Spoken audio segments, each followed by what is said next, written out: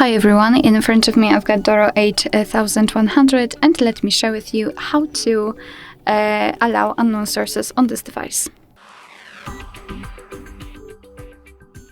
So let's start with opening the settings, and here we have to scroll down in order to find the apps which are on the third position, so let's tap on them. Now let's tap on Special App Access and Localize Install Unknown Apps.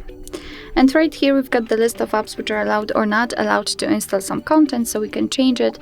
Just tap on the app and tap on the switcher, and from now on the Chrome is allowed to install something.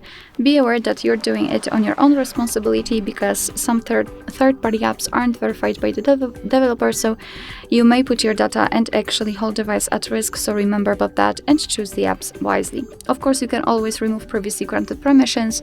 Just tap on the app and tap on the switcher, and after getting back you can see that the Chrome is not allowed to install anything.